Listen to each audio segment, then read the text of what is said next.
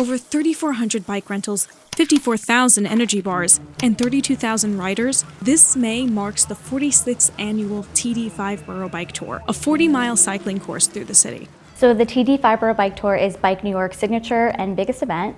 We are a 501c3 nonprofit, and the 5-Borough Bike Tour is the largest charitable cycling event in the world. Deer Park, Long Island resident Mike Fox is one of thousands of participants. This May marks his 21st tour, but the ride never loses its meaning. So I actually have multiple sclerosis on both sides of my family. My grandfather being on my mother's side as well as my dad. Staying fit, staying active, trying to stay healthy is a huge part of why I still continue to do this. Every time I'm on my bike, I always think of him. Keeps me moving. While the tour is the biggest single-day cycling event in the city, nearly 1.9 million New Yorkers ride bicycles.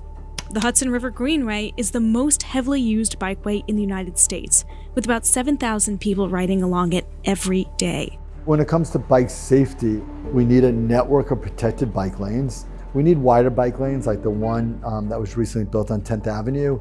And there's so many more micro-mobility vehicles than there used to be. Us cyclists have to compete with. We think congestion pricing presents a great opportunity to reimagine the streets of New York City and reclaim a lot of the space that are currently used for cars and give it back to the people. While the city has expanded over 400 miles of bike lanes since 2014, Podziba says more needs to be done to ensure bike safety, and that upcoming congestion pricing could play a huge role.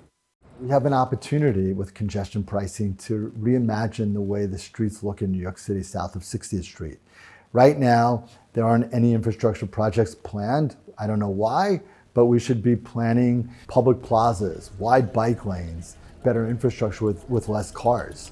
Congestion pricing is set to begin June 30th, with hopes to bring in $15 billion to the mass transit system. When it comes to bike safety, last year was the city's most dangerous yet, with 30 cyclist deaths, most of whom riding e-bikes. It's important to ride predictably. You don't know what's behind you, and there could be a car next to you if you're not in a bike lane. Even if you are in a bike lane, there could be somebody trying to pass you. If you are going to turn, do it slowly and look behind you and make sure it's okay and safe.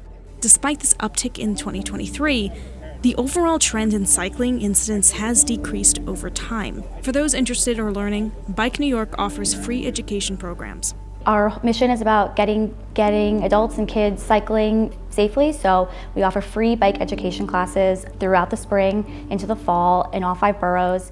I'm Linda Gaudino, News 4 New York.